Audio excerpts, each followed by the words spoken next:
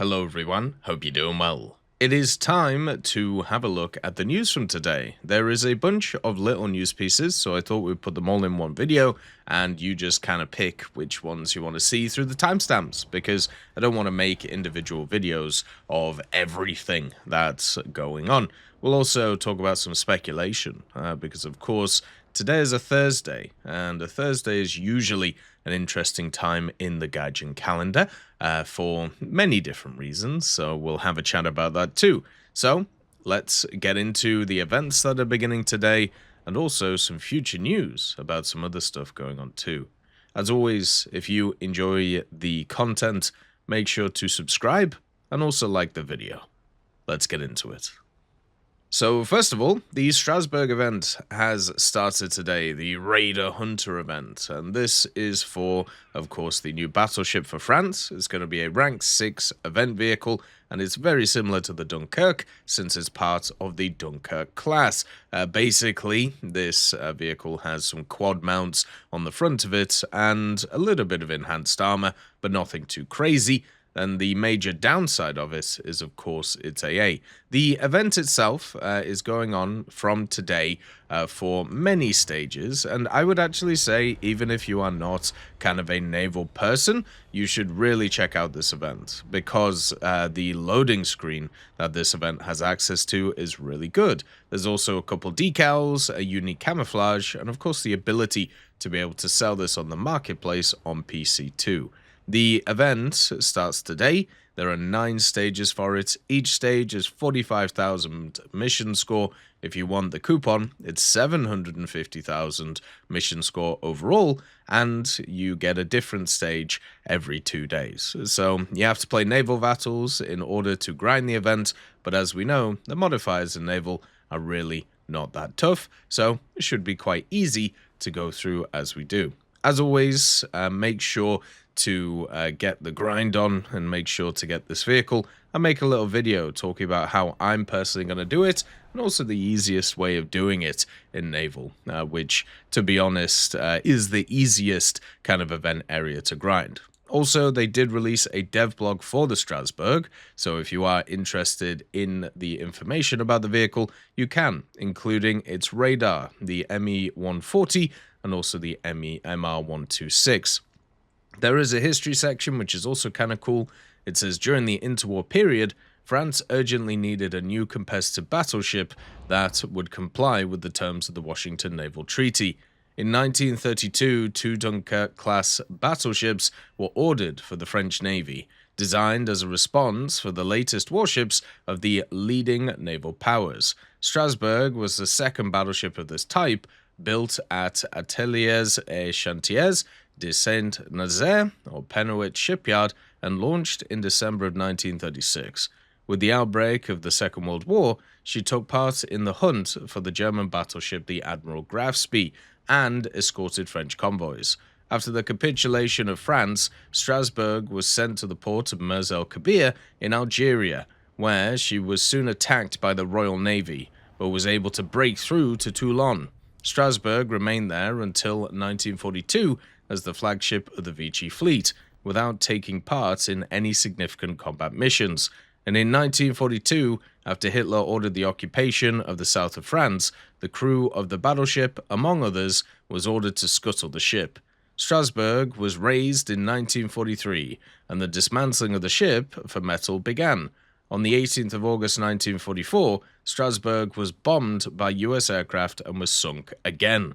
The ship was raised again in 1946, however, the restoration of the battleship was considered too costly, and in 1955, the Strasbourg was sold for scrap.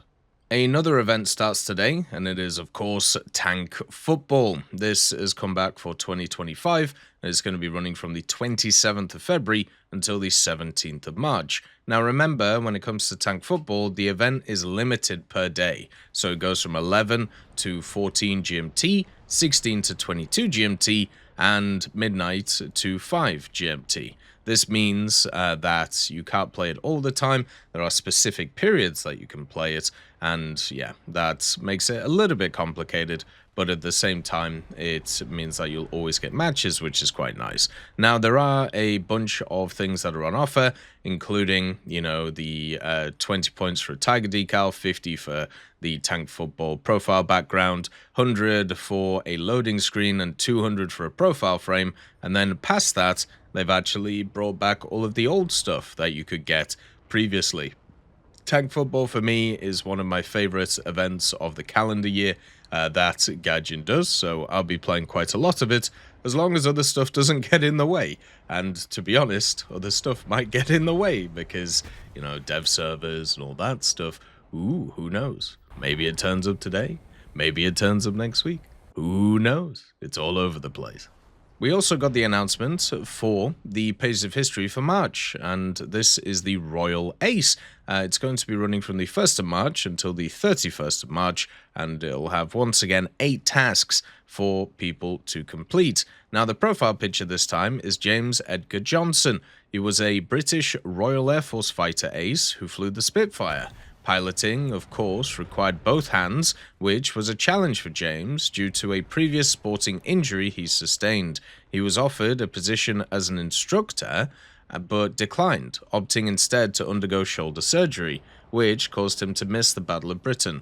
He would go on to more than make up for this, however, completing 700 combat sorties and shooting down 34 German aircraft, making him the most successful ace on the Western Front against the Luftwaffe, which is pretty interesting. It's one of those things where it's kind of the growth out of adversity ideas, which is always pretty fun. So, the Page of History will also have a trophy reward for each task, where you can get like premium time, or you can get a random camouflage, or other things. And also, when it comes to the events themselves, you have the Rzhev-Vyazma Offensive, which is Eastern Front 1943, then the Submarine Spitfire First Flight, which will definitely just have the Spitfires in it. You have the Sukhov Offensive, which is 1944 Eastern Front, then the Tsar Palatinate Offensive, which is Western Front 1945, Vienna Offensive, Eastern Front, 1945, the Second Battle of Sirte, which is 1942, North Africa, or mainly Malta. That one will actually be kind of interesting to see what's in it. The Battle of Najaf, which is a 2003 Iraq War battle, and also the Battle of Cape Matapan, which is a naval battle from 1941. So between Italy and Britain. So quite a lot here, and quite a lot of variations, which is really nice. Hopefully we can see that be quite fun. We also have a few changelogs from the last few days, which I thought I would just put in here too, because of the fact that they aren't exactly huge, but one of them has massive implications. The first one is the update 2.43.0.120, and this one, for Windows 64 clients, the utility that collects data on game crashes and offers to send it to the developers has been replaced. Due to the dump generation, it not allows data collection on silent crashes that previously occurred without any messages at all. Now, when sending reports, you must send the metadata file containing the crash ID from the game logs folder in the root folder of the game. So, it'll give them more information about why the game crashed, and generally will be better. Then also, you have update 2.43.0.122. This was from today, and literally it is so ridiculous. A bug that sometimes caused launched ARH missiles to not display on a client and to not trigger RWR has been fixed. Now, I don't know if you guys have been playing top tier recently, or not even top tier, but the even the area below it, because of thanks to F-14s and also the funny Chinese vehicle. Every so often, you would just randomly explode, and there is nothing you can do about it. I even noticed it myself since I've been on both ends of it. And basically, an active radar homing missile would come in, you wouldn't see it, it would be invisible, your RWR wouldn't be triggered, and you would just explode. There's nothing you could do about it. Literally, your eyes didn't deceive you because it was invisible. This is fully game breaking. absolutely fully game breaking. And I saw this not just with active radar homing missiles, by the way. I also saw this happen with semi-actives. I fired a semi-active, it left the rail, instantly disappeared, and I have no idea where it went, so I had to fire another missile onto the target, and it turned out that missile that I'd fired in the first place was still there. It was just invisible, and it blew up the target. And yeah, this bug is insane. It's a full-on game-breaking bug, and it's been in the game for a week, maybe 2 weeks, and it's just nuts. It basically meant at the top tier, you couldn't really play, because you could just randomly die for things you couldn't see. But luckily now it's fixed, and hopefully this fix is not just for active radar homing missiles, but for all missiles. Because during the event, the F5AG event, this was incredibly infuriating for people. So hopefully this is good, because it was just not good at all. Also on top of this, since it's Thursday, it's probably going to be a teaser today, right? And if so, I think that'll be pretty fun. As always, I hope you have a wonderful day, and I'll see you next time. I'd just like to thank GMG Smiley, CD Beans, Chieftain Mike, EMN3 Galaxy, Tulio Pontecorvo, Brendan Quinn, Carrion Crow, Gus Irenicus, Pyman, Wartinder, Teddy, Daniel Stanton, Martinez, B. Young, Ozzy Panzer, Alan Hacker, Liam Shear, Opium Prime, Lafouche, Sem, Aslan, Uncle Bean, and Derek R. for supporting the channel.